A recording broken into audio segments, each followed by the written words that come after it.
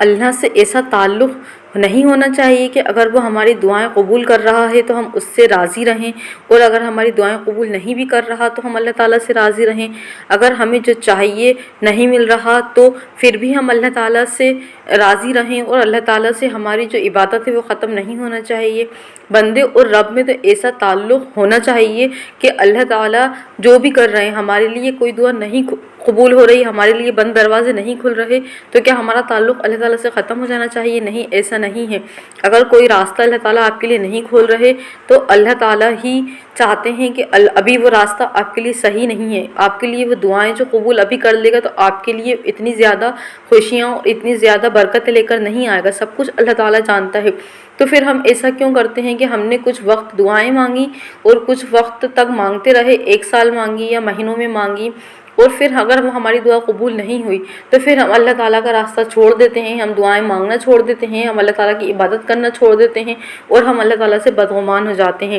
جب بلکہ ہمارا تو ہمارے رب سے ایسا تعلق ہونا چاہیے کہ ہمارے لیے جو کچھ بھی ہو رہا ہے وہ اللہ تعالیٰ کی مرضی سے ہو رہا ہے، اور جو بھی اچھی چیزیں ہو رہی ہیں، اگر ہم عبادت کر رہے ہیں، خوب دعائیں مانگ رہے ہیں، پھر بھی اپوزٹ ہو رہا ہے تو ہم اللہ تعالیٰ کی حکمتوں کو نہیں سمجھ سکتے۔ جب وہ چیزیں ہمارے لیے سامنے کھل کر آ جائیں گی، جس شے کو ہم مانگ رہے ہیں اور اس کے پیچھے ہمارے لیے کیا خلاف میں چل رہا ہے، وہ سب اللہ تعالیٰ جانتا ہے۔ اللہ تعالیٰ جب ہماری دعاؤں کو قبول کرے گا تو وہ ساری باتیں ہمارے سامنے خود بخود کھول کر رکھ دے گا۔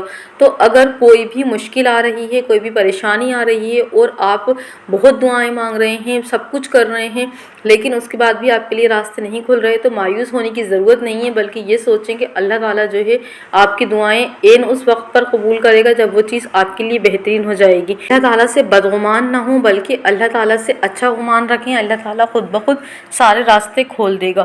اور بس اتنا جان لے کہ جو سارے راستے ہیں وہ اللہ ہی کی طرف جاتے ہیں۔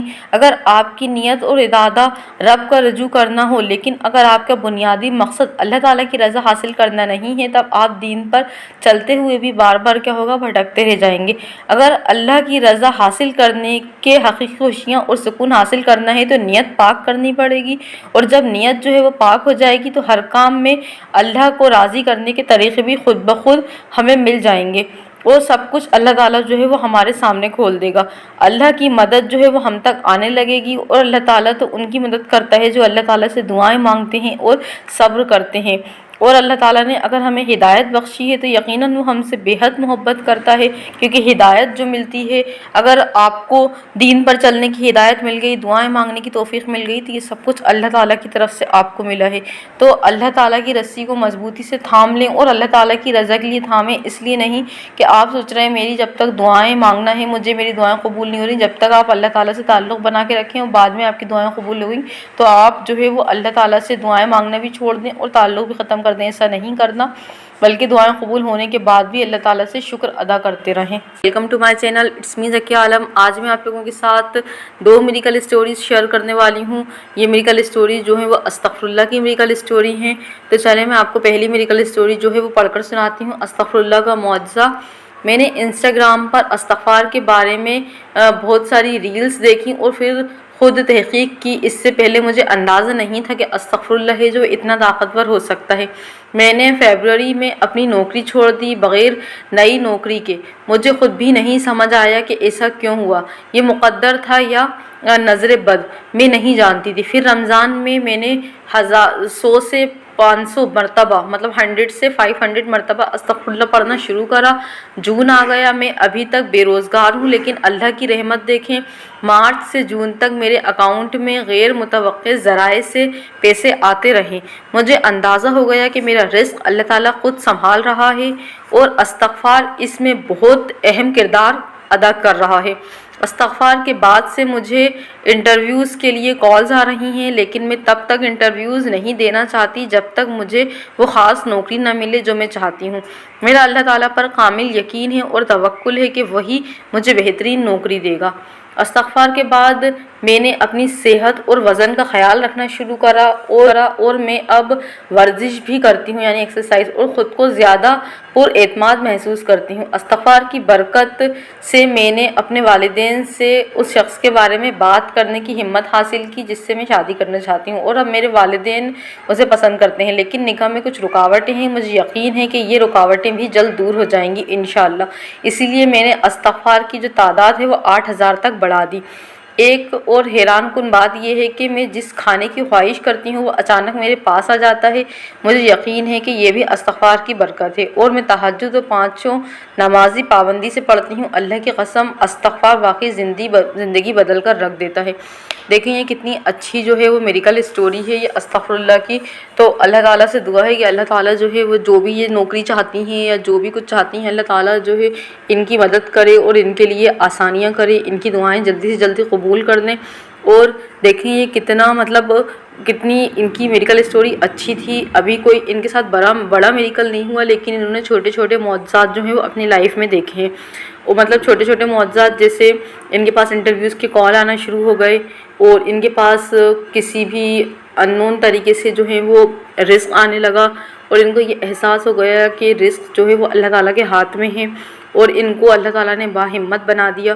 تو اللہ تعالیٰ جو ہے وہ اس طریقے سے لوگوں کی مدد کرتے ہیں۔ تو آپ لوگ بھی استغفر اللہ کو اپنی لائف میں ضرور شامل کریں، اللہ تعالیٰ ضرور آپ لوگوں کے لیے میریکلز کریں گے انشاءاللہ۔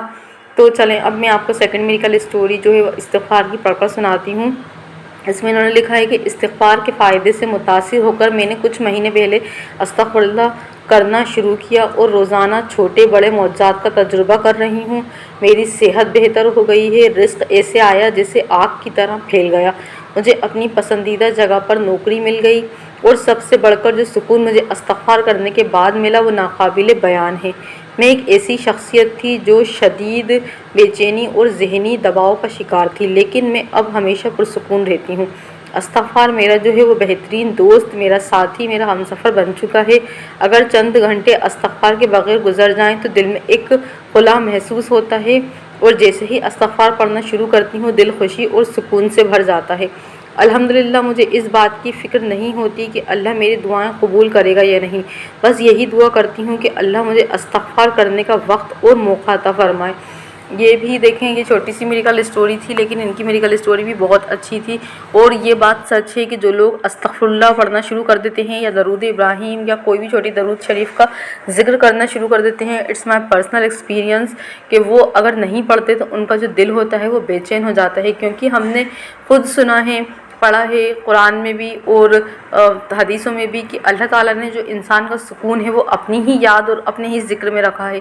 تو جتنا ہو سکے اللہ تعالیٰ کو ذکر کرتے رہیں، اللہ تعالیٰ کو یاد کرتے رہیں۔ جب ہم اللہ تعالیٰ کا ذکر کرتے ہیں تو اللہ تعالیٰ بھی ہمارا ذکر کرتے ہیں۔ اگر ہم اکیلے میں اللہ تعالیٰ کو یاد کرتے ہیں، اللہ تعالیٰ بھی ہمیں تنہائی میں یاد کرتے ہیں، اور اگر ہم اللہ تعالیٰ کو مجلس میں بیٹھ کر اللہ تعالیٰ کا ذکر کرتے ہیں تو اللہ تعالیٰ اپنی بہترین مخلوق یعنی کہ فرشتوں کی مخلوق میں ہمارا ذکر کرتے ہیں، اور اللہ تعالیٰ بھی ہمیں یاد کرتے ہیں۔ تو اللہ تعالیٰ کے ذکر سے اپنی زبان کو ہمیشہ تر رکھیں بالکل، یعنی کہ کچھ بھی استغفر اللہ پڑھیں، درود شریف پڑھیں، یا کچھ بھی اللہ تعالیٰ کو دل ہی دل میں کسی بھی دعا کے ذریعے کسی بھی چیز کے ذریعے اللہ تعالیٰ کو یاد رکھیں۔ پھر دیکھنا آپ لوگوں کو نہ کوئی انزائٹی ہوگی، نہ کوئی ڈپریشن آئے گا، کوئی بھی پریشانی نہیں آئے گی، کیونکہ آپ لوگوں کی جو ہے وہ اللہ تعالیٰ سے بات کرنے کی عادت ہو جائے گی انشاءاللہ۔